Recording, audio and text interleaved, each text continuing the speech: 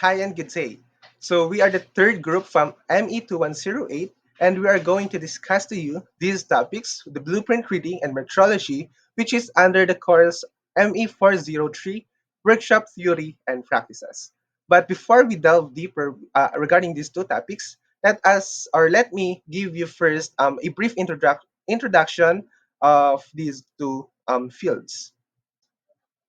So, metrology and blueprint reading are two indispensable skills in various industries, and that is particular for our course and our field, mechanical engineering.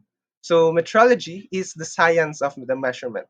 It encompasses a wide range of techniques and tools used to quantify and validate various attributes of objects, from length and dimension to weight and volume. In parallel to that, we have the blueprint reading, which is the art of interpreting technical drawings and specifications. It provides us the critical link between the design and production. In this video, we will explore the basic of both fields. We will equip you with essential knowledge for success in our industry. So let us first have the objectives. So the objectives of this video are as follows.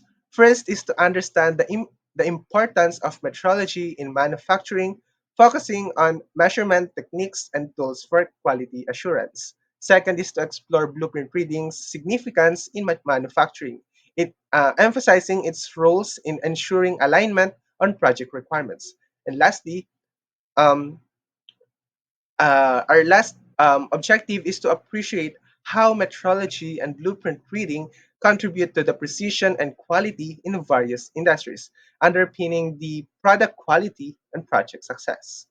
So let us have my group mates, to discuss further the blueprint reading and metrology. Before you build or construct something, you need a plan. Blueprints are detailed drawings used to show the construction of machines or buildings, and it includes symbols, scale, dimension, and tolerance. Blueprint reading is the process of analyzing and comprehending a blueprint. It is necessary to understand section views and the different types of lines indicated on the blueprint, as it aids in visualizing the product or model with ease. Moreover, blueprint reading is important because it provides an accurate estimation of the amount of material needed and ensures that the components match the specifications.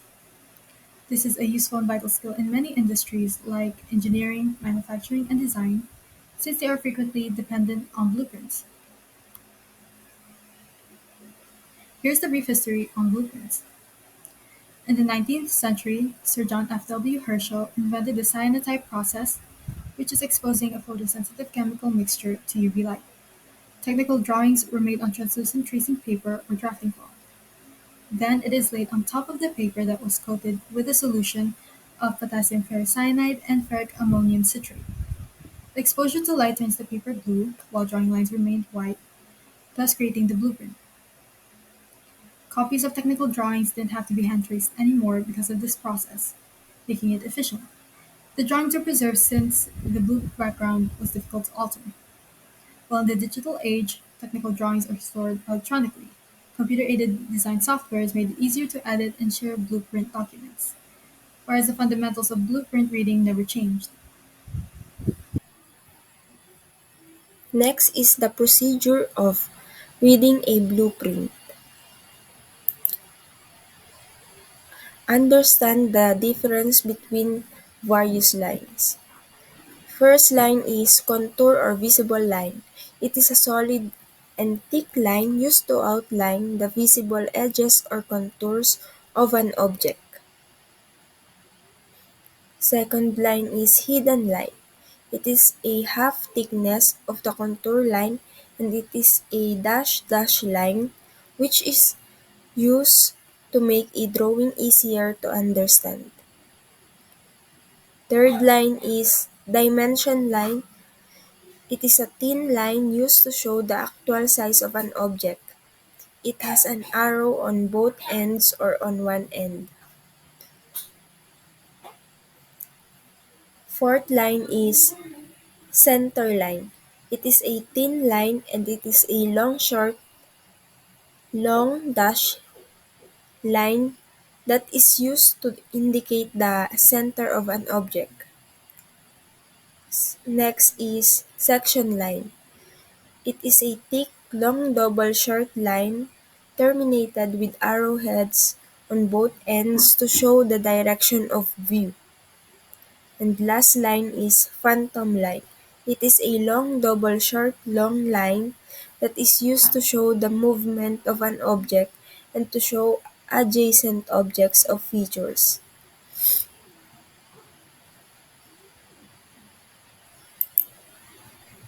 Second procedure is read the details in the title block. These details will provide information about the following: scale used in the drawing, general tolerances, units used in the drawing, projection details, status of the drawing, name of the component or assembly, sheet number and number of sheets, contact details of the drawing. Third procedure is read the notes and the legend section in the blueprint. The notes section provides information about what can be changed in the drawing, while the legend section is a section where the symbols used in the drawing can see. It helps the readers to understand the details in the drawing easily. Fourth procedure is read the bill of the materials. Bill of materials tells what materials are present and the quantity of it that are needed in creating the object in the drawing. Fifth is check if all the pages are there. Those pages are important to use in assembling the object. Sixth is understand the projection, details, and sections. See the different view of the drawing to visualize what the assembly will look like. Details and sections are created to highlight important components or features. Seventh, ask if you are unsure. If you don't understand the instructions, contact the owner of the drawing for you to understand the unclear information in the blueprint. And last, use the dimension shown in the blueprint to determine the size of the component. Use the right scale to estimate the size. Conclusion about blueprint reading. Blueprint is necessary in making or creating a project to ensure that it is carried out with precision, reduce the risk of errors, and ensure safety. It provides an illustration of how the project is expected to look upon completion. Learning how to read a blueprint is a valuable skill for anyone who works in construction, facilities management or maintenance, architecture, engineering, and manufacturing. Reading blueprint makes it possible for many project stakeholders to collaborate and communicate effectively, which produces positive results. When a person knows how to read a blueprint, then the object drawn on it can be correctly manufactured or constructed.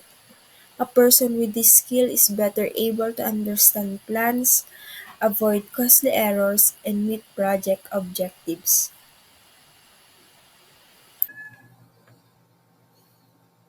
Metrology is the science and art measurement vital for ensuring precision and consistency in various fields like standardization, quality control, research, trade, and safety. It encompasses subfields such as dimensional and electrical measurement and provides the tool and standard for accurate measurements, driving technological and scientific progress. Metrology covers a wide range of topics including measurement, processes, equipment, calibration, error analysis, and quality control and crucial for maintaining standards and ensuring accurate measurements. Ancient civilizations developed measurement standards. Ancient civilizations such as the Egyptian and Mesopotamians developed their own measurement standard to quantify length, weight, and volume. These early standards laid the foundation for later system of measurement. Next, Roman Empire established standard units. The Roman Empire played a crucial role in establishing standard units of measurement such as Roman foot and Roman pound. This unit facilitated trade and commerce throughout the empire. Renaissance and scientific revolution stressed precision in measurement. During the Renaissance and scientific revolution, there was a growing emphasis on the importance of precision in measurement. Scientists and thinkers like Galileo and Newton highlighted the need for accurate and standardized measurement in scientific endeavors. Next, 18th century introduced the metric system. In 18th century, the metric system was introduced primarily in France. It aimed to provide universal and decimal-based system of measurement, simplifying calculation, fostering international cooperation in science and trade. 20th century refines the metric system and adapt metrology to modern technology, playing a pivotal role in science and technology advancement. In the 20th century, the metric system was further refined and adapted to modern technology. Metrology, the science of measurement, became an integral part of various domains, including manufacturing, science, and technology, playing a pivotal role in advancing fields such as nanotechnology and space exploration. It continues to drive progress in contemporary science and industry. Tools. Vernier caliper, an instrument for precisely measuring length and dimension, is called a Vernier caliper. It's a precision measurement tool used to accurately measure the dimension of object with high precision. It consists of two scales, a main scale and a sliding Vernier scale, allowing for precise reading of length, diameter, or thickness. Next, micrometer gauge. Extremely accurate measuring tool used to determine microscopic length or diameters is a micrometer screw gauge.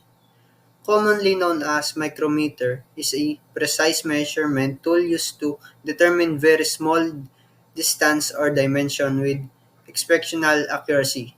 It typically employs a spindle and anvil mechanism to measure thickness, diameter, or length.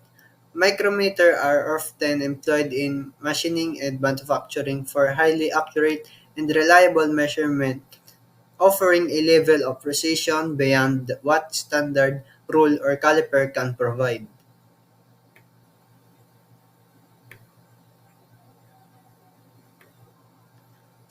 Steel ruler. Steel ruler is a straight-edge measuring tool made of stainless steel or other metals. It marked with unit of measurement, typically in inches or centimeters, allowing for accurate linear measurement of length, width, or height. Steel rulers are durable and sustainable for a wide range of tasks, including drafting, drawing, and general purposes measuring in various fields like carpentry and engineering. Next is digital multimeter. A digital multimeter is an electronic instrument used to measure various electrical parameters like voltage, current, and continuity. It typically features a digital displays and probes for contact with electrical circuits.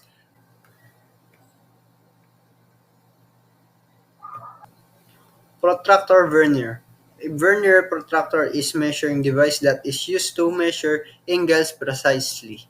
typically refers to measure a instrument used to determine angles with higher level of precision than a standard protractor. It combines the design of a protractor with a vernier scale, allowing for more accurate angle measurement. So next we have dial indicator. Dial indicator is a precision measuring tool featuring a dial face and a needle that is used to assess minute differences in surfaces.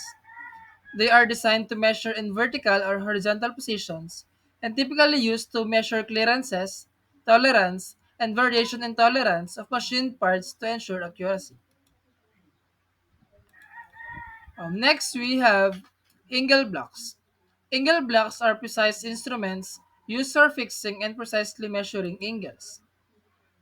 Angle block is typically made of hardened steel or aluminum and comes in a range of sizes and angles.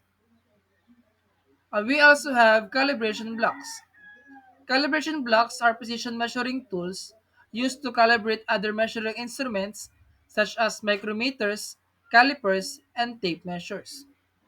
Calibration blocks comes in various shapes and sizes, including cylindrical, rectangular, and square blocks.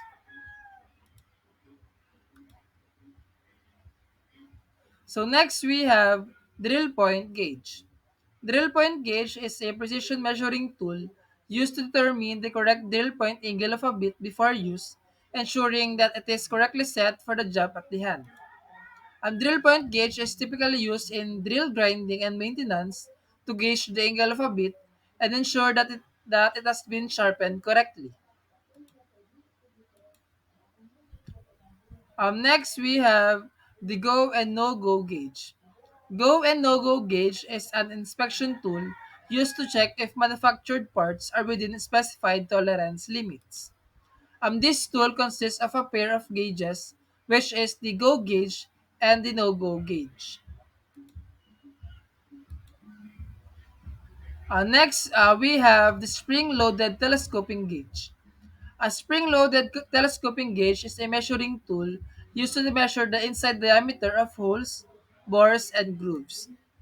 The spring-loaded telescoping gauge consists of a handle with two spring-loaded plungers that can be extended to contact the inside surface of the hole or the bore.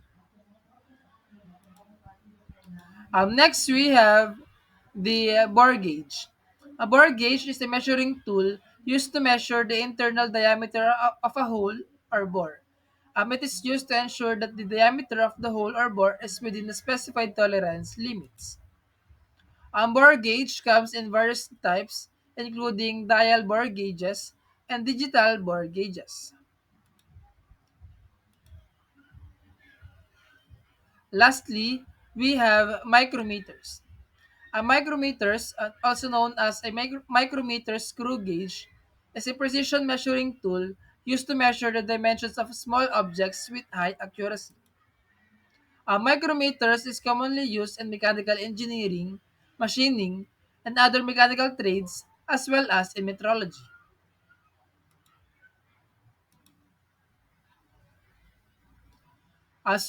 For conclusion, metrology is of great importance for progress in the field of design, production, and natural technical sciences, since increasing the accuracy of measurements promotes the introduction of modern technological processes, the development of new types of products, and the increase in the competitiveness of the industry as a whole.